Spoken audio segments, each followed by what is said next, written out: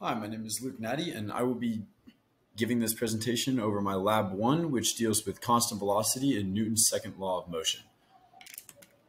So to start, I have my table of context, which has my introduction, data, observations, and models, then my code that I made, discussion, and conclusion.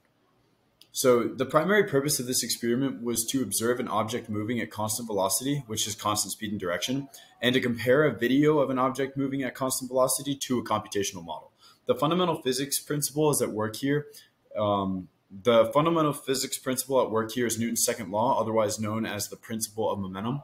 In a preview of the results, an object exhibiting constant velocity has zero net force acting on it. Therefore, initial velocity would be equal to final velocity, and there would be no surrounding influence on the system. So Newton's second law. Newton's second law, known as the momentum principle, states that a force is equal to the change in momentum over the change in time. It indicates changes of movement within the system and the surroundings. So we have force equal to mass times acceleration, and net force is equal to the change in momentum over the change in time. So for the procedure, first I recorded an object at constant velocity and used Tracker to map the movement of the object using center of mass tools, calibration sticks, and the axes, which in this case I used a soccer ball. Then I coded a computational model in GlowScript and edited certain components to line up with my experimental video of the soccer ball. Then I compared the motion of the observed video and the computational model.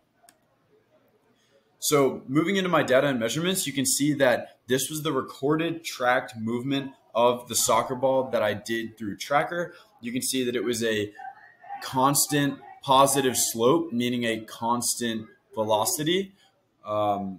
And this is showing the difference in position over time.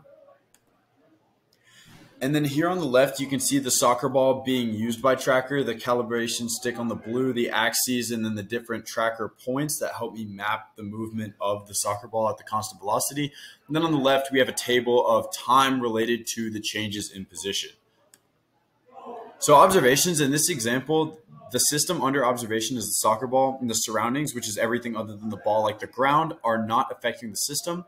Observations were started at time t equals 0 and ended at time t equals 1.467 seconds. The initial position was the origin, or 0, 0, 0, and the initial velocity was 0.08 meters per second in the x direction and then 0 on the others. So for my code, I used the example code and then changed the object's mass to the mass of my soccer ball, which was 0.45 kilograms. I changed the position vector, which started from the origin, the velocity vector, which was found by averaging the two positions. The loop for the time ending, the while loop, is at t is less than or equal to 1.467 seconds, which is the amount of time I took data up to. There's no net force, and the velocity and position update formulas were included. So my predicted data through the computational model was seen to be incredibly similar. The slope was positive and constant, showing a constant velocity. And the model on the left shows the ball moving away from the origin, very similarly to how my recorded observed experiment was. So as far as comparisons go, the straight line is predicted constant velocity. It had a higher initial position, but the slopes of both of them were positive constant slopes throughout the entirety of the time, meaning that they were overall very similar, with the difference of the initial position being very slight. So potential sources of error. The experimental model might have experienced friction, considering this is a non-perfect example and the surroundings did play a small role in the motion of the system. Tracker could have also miscalculated distance, which would have impacted the velocity found. So what if? My experimental object moved left to right. However, if the axes were opposite, the difference would have been opposite as well. The slope would have been negative to show the object moving in the negative x direction instead of the positive x direction.